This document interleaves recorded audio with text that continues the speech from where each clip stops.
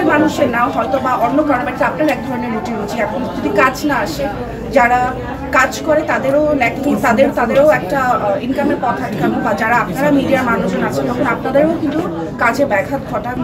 আসলে যারা এখানে ক্ষতিগ্রস্ত সবাই হয়েছে, ব্র্যান্ড প্রমোটাররাও ক্ষতিগ্রস্ত হয়েছে, কারণ একটা ব্যবসায়ীকে যেরকম তার সব কিছু মেনটেন করতে হয়, সবার বিলস পে করতে হয়, তার সাথে যারা কাজ করে তাদেরকে দিতে হয়, একজন ব্র্যান্ড প্রমোটার আছে তাদেরকেও আসলে সবাইকে দিতে হয়, তাদেরও বিলস পে করতে হয়। অনেকেই আছে নিজের ঘর নিজে চালান, সংসার নিজে চালান, ব্যবসায়ীদের মতনই নারী উদ্যোক্তারা অনেকেই আছেন।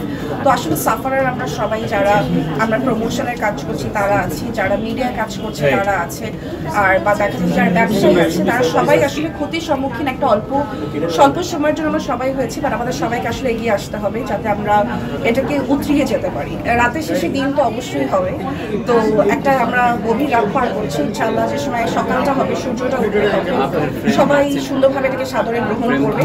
সবার সবকিছু অ্যাকসেপ্ট করতে একটু সময় লাগে, সবকিছু সবসময় খুব তাড়াতাড়ি অ্যাকসেপ্টেড হয় না, বাট ইভেনচুয়ালি হবে, কারণ we all have moved on.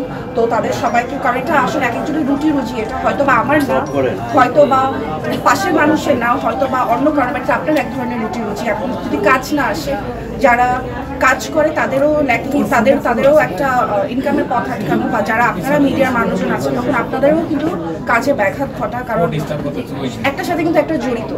তো আসলে সবাইকে সাপোর্টিভ হতে হবে, সবাইকে এগিয়ে আসতে হবে।